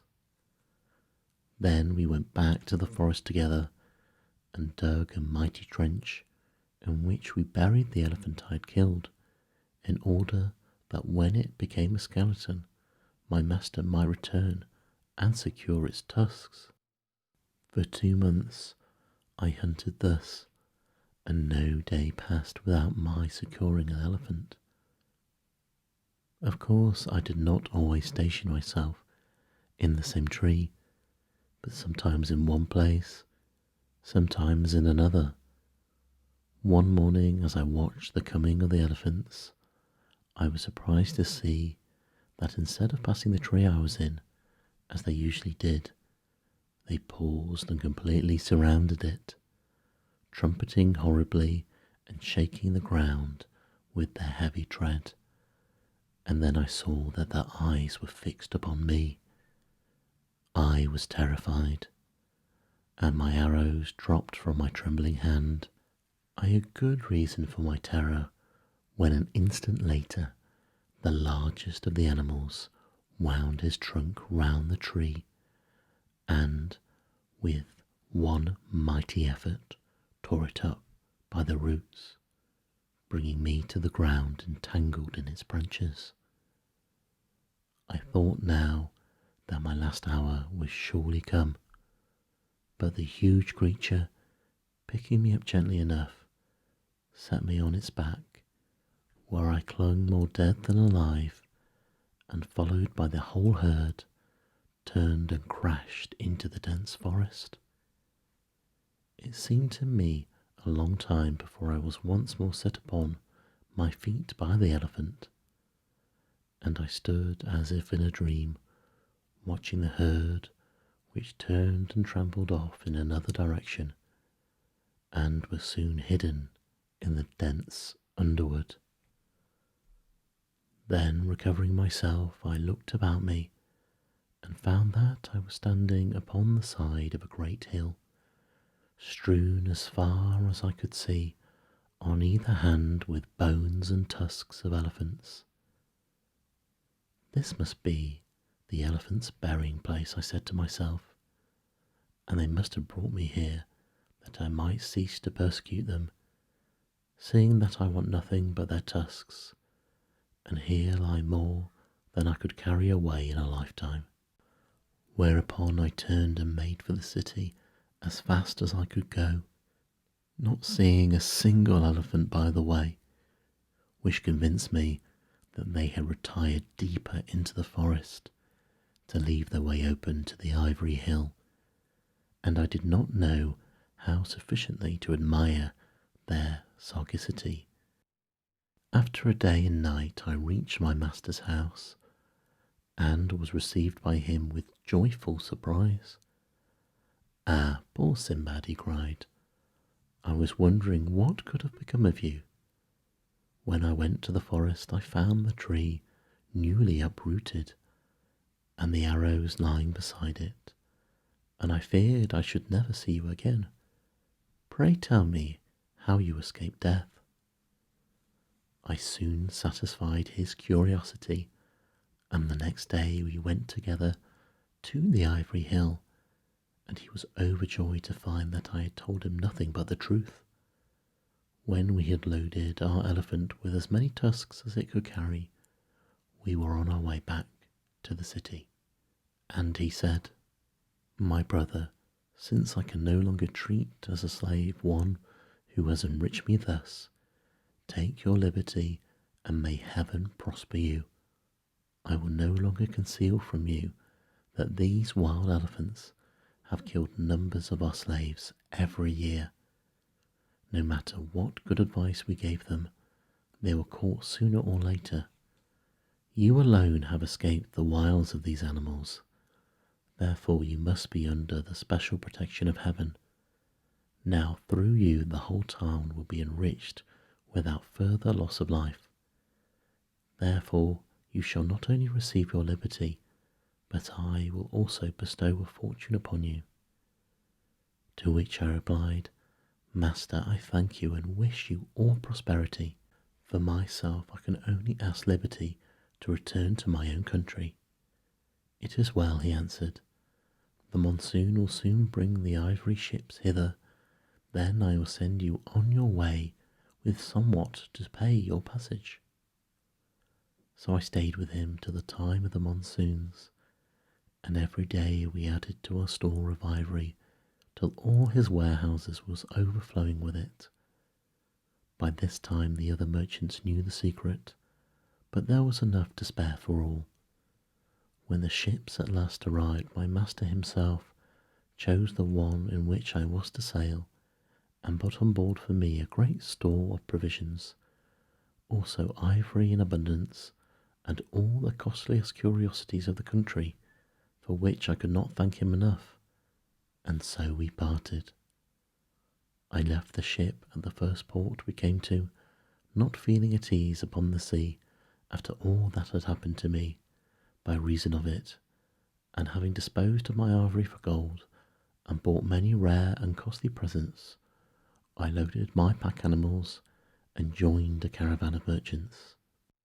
Our journey was long and tedious, but I bore it patiently, reflecting that at least I had not to fear tempests or pirates, nor serpents, nor any of the other perils from which I had suffered before, and at length we reached Baghdad. My first care was to present myself before the Caliph and gave him an account of my embassy. He assured me that my long absence had disquieted him much, but he had nevertheless hoped for my best. As to my adventure among the elephants, he heard it with amazement, declaring that he could not have believed it, had not my truthfulness been well known to him. By his orders, this story and the others I told him were written by his scribes in letters of gold and laid up among his treasures. I took my leave of him well satisfied with the honours and rewards he bestowed upon me, and since that time I have rested from my labours and given myself up wholly to my family and my friends.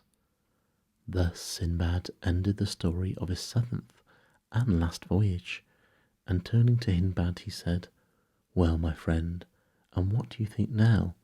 Have you ever heard of anyone who has suffered more, or had more narrow escapes than I have?